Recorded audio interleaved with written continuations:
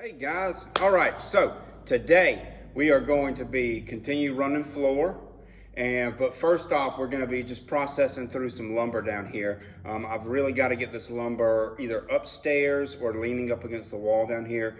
Sitting on this concrete floor down here, it's just soaking up too much water when it rains because we obviously still don't have a roof yet, and a lot of it's getting ruined. I've had a number of boards I've picked up that are just no good anymore because water's soaking into it, and then we're getting some termites in it, and that's no good.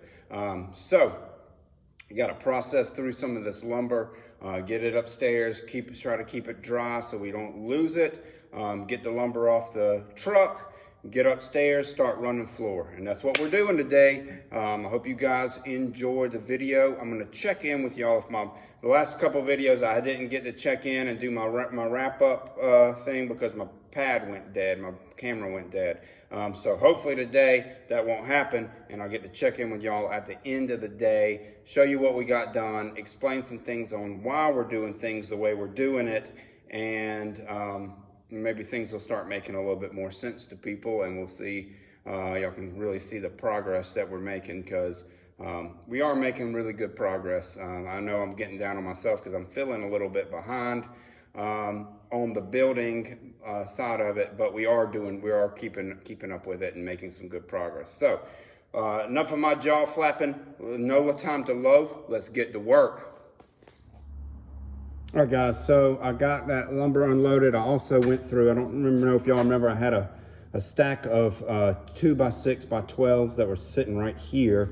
I've gone through them all and leaned a lot of them up next to the wall there, some over here.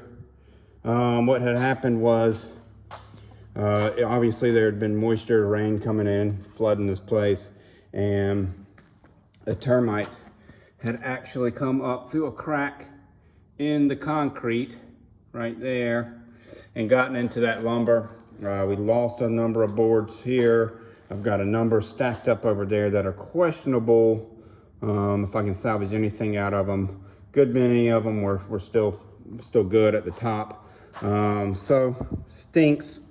As y'all know, lumber prices right now, lumber's worth its weight in gold. So it stinks to lose that material, but I should have known. I should have put that stuff up, because funny fact about termites is termites don't actually eat the wood. They don't really care about the wood, other than the fact that the wood grows fungus, which causes wood rot, and they actually burrow through the wood to harvest that fungus.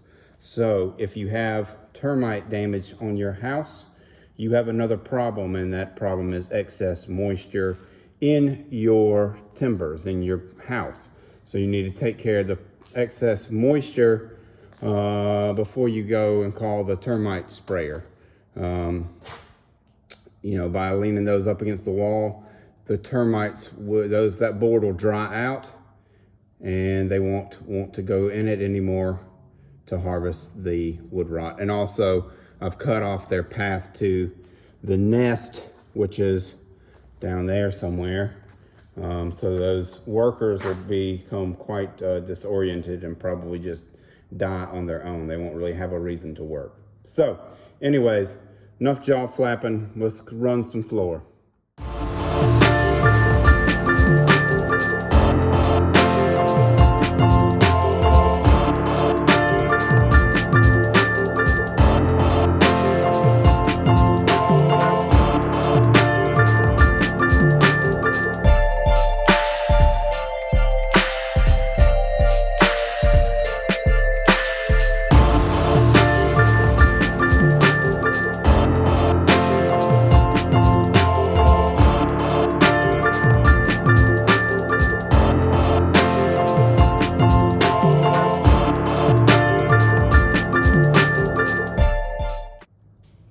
All right guys, nothing like a spring rain on your new pine board floor, right? So we got all of that floor in. That gets us down to the next section of where we're gonna have to, see there's my steel beam there, And then over here, this section, obviously there's a lot of floor joist in here that we got to come in and replace. So we're gonna get to that on, hopefully working on that tomorrow. And if it's not raining too much, because that, once I get that, I can create my floor all the way down to here, which gets me to my halfway point. That right there is my halfway point. And that means I can get this roof section done, and I can get, almost get this roof section done. Wait, yeah, almost. If I went ahead and did the floor joist here and filled that in, I could get this roof section done, which I need to do. So I am gonna have to do that section there with the floor joist. But then that section, that's my halfway point, so then I can go ahead and get my roof covering on the entire back side of this building. I've got a few spots here and over there, and look back at the other videos because I showed them a lot that we're gonna have to kind of replace, and I'm gonna go ahead and get some of these bad places in the floor replaced, but then we can go ahead and get the whole back end of this thing covered with the roof covering, which will be awesome to have it all watertight and be halfway there, and then we'll get started on the front side. But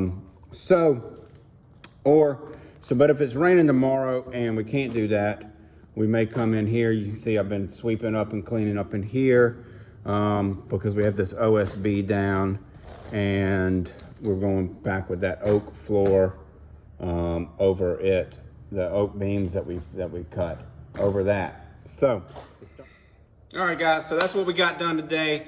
Oh, and I also got all of that lumber that was downstairs, those long ones, all here. Let me see if I can show you.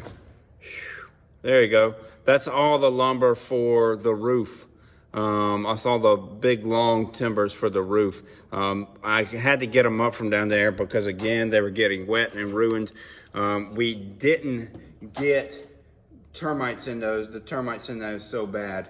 So I didn't really lose many of them, which is awesome because I really needed those. Those are pricey.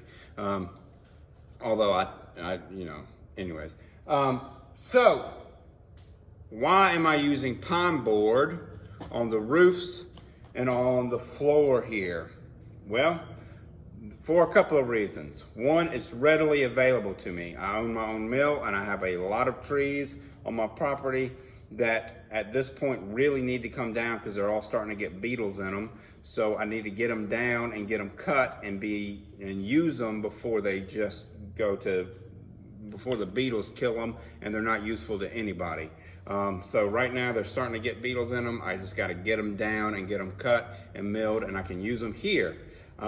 Two, I was gonna go on this floor with the OSB and then put pine board over it. That way filling the cracks would be made a lot easier. However, today, when I first started this project, OSB was like $15 a sheet, which I still thought was highway robbery, but affordable, kind of.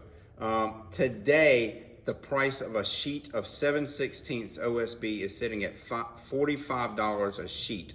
I don't know who in the world can afford to build anything out of OSB with it at that price, but that knocks me out. I can't spend that much money on OSB. So I'm just going straight in with the pine board, and we are going to use a cool method to try to fill those cracks in, which when we get there, I will explain that and show you that. So things are moving right along with the building. We're doing good. I'm gonna be here tomorrow working on just the building. And then Thursday and Friday, I'm probably gonna pop back down in the forge and keep on working on custom orders and commission work. And product. So anyways, it's getting dark and I gotta get out of here and go home because I'm gonna fall down the steps and die if I don't leave right now, because those steps are slick and slippery and dark. So I'm out of here. See y'all tomorrow.